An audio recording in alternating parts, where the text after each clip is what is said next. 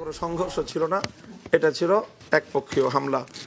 আমরা এই হামলার প্রেক্ষিতে জোরদারভাবে দাবি জানিয়েছি যে এই হামলার আগে থেকে এখানে সুনির্দিষ্টভাবে কারা কারা এটার সাথে জড়িত এর অনেক প্রমাণ ইতিমধ্যে জনসম্মুখে চলে এসেছে, যে কারা সেখানে ওখানে গেট ভেঙ্গে, বাউন্ডারি ভেঙ্গে, সীমানা প্রাচীর ভেঙ্গে কারা ঢুকতেছে সেগুলোর ভিডিও ফুটেজ সামাজিক যোগাযোগ মাধ্যম সহ যোগাযোগ মাধ্যমে ব্যাপকভাবে সেটা ছড়িয়ে পড়েছে এবং আইন শৃঙ্খলা রক্ষাকারী বাহিনীর দৃষ্টিতেও সেগুলো রয়েছে।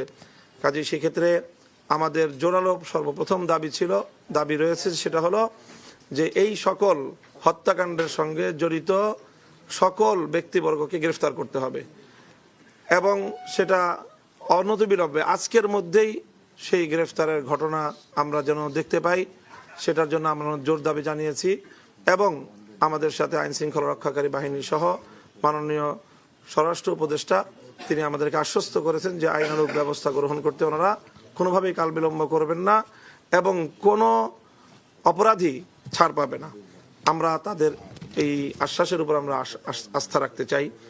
সেই সঙ্গে আমাদের সাথে কথা হয়েছে যে এখন মাঠে যে উদ্ভূত পরিস্থিতি তৈরি হয়েছে সেই মাঠে তারা জোরপূর্বক ঢুকে পড়েছে সাতপন্থীরা।